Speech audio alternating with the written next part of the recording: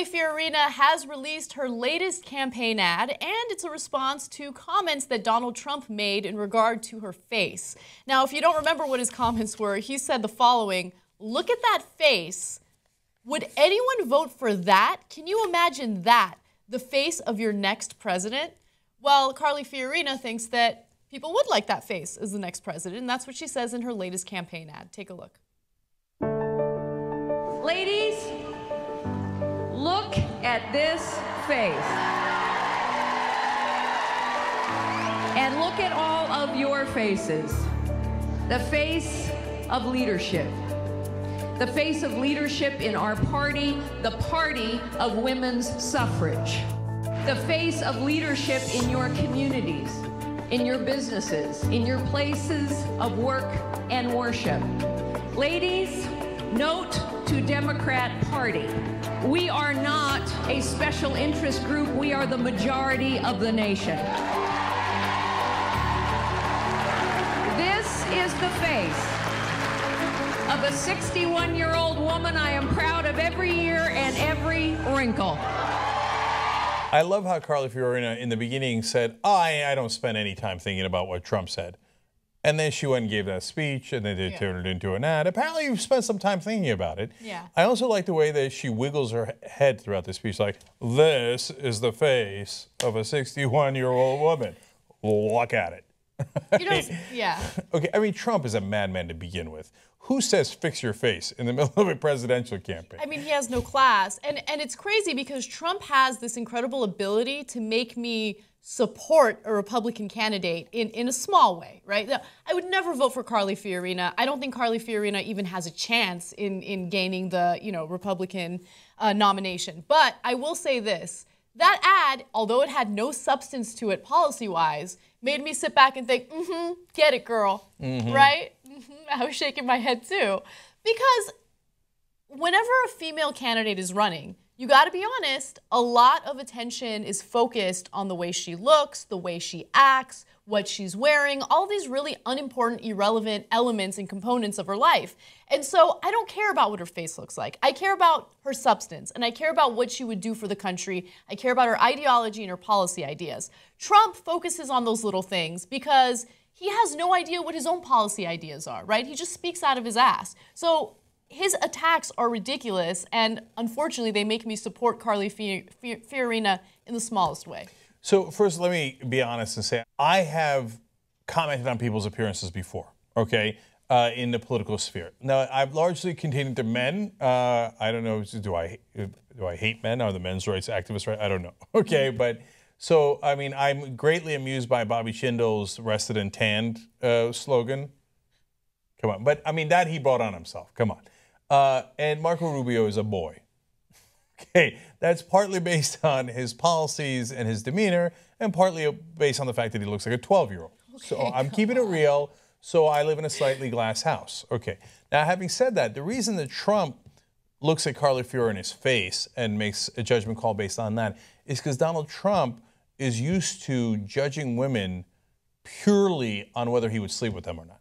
Yeah, that's his sole criteria. So to him, he's like, well, I wouldn't even sleep with her, so why would I value her in any way, make her president, vote for her? I would never vote for her. The only way I vote in the case of women is whether I sleep with them or I don't sleep with them. Yeah. So I think that's the perspective he's coming from. That's why it's so offensive. It's just incredible to me that Donald Trump feels empowered to make comments about other people's appearances when his face looks like a hairy sphincter. Oh. Right? Okay, I mean, really. there's that. Right? Like, it's just incredible to me. Like, has he not looked in the mirror? No. He thinks he's gorgeous. And everything that comes out of his mouth it's fecal matter. So he's a perfect sphincter. He's a perfect sphincter. Okay. Now, look, again, we're being super honest here about, Glass House. We're making a comment on Trump's appearance, right? But nonetheless, you look at it and you think sphincter, right? You're with me, right? No, I'm kidding. Okay, no, but the relevance behind that is he is so full of himself, and that ego is what drives him, and that's also what blinds him. In the issue of appearance, there is actually a substantive point to make there. He's so blinded by the fact that women are interested in him, forgetting that it's because he has all the money. He thinks he's good looking.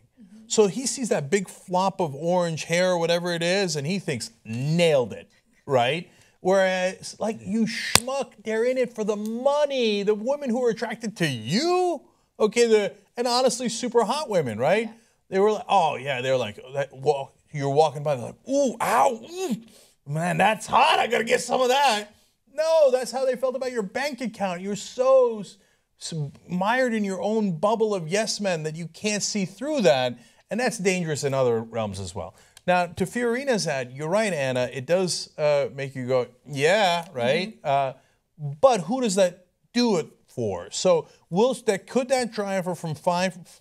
Well, actually, the average poll she's at is a little bit around 2.5%. Mm-hmm. Could it drive her to 7.5% because it gets some Republican women voters on her side? Yes. Could that be enormously helpful in the short run? Yes. Will she win with an ad like that on the Republican side overall?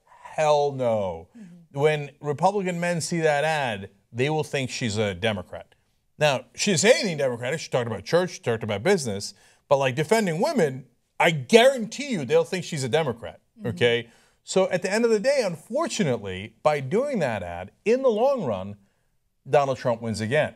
So he's basically him saying, see, I told you she was a woman. She reminds everybody she is a woman, and Republicans don't like that, so they're not going to vote for her. I mean, when you think about all the different policy ideas that Republicans have that involve women, it goes against women. They're against reproductive rights. They're against mandatory maternity and paternity leave. All of these little policies that would help women out, they're against.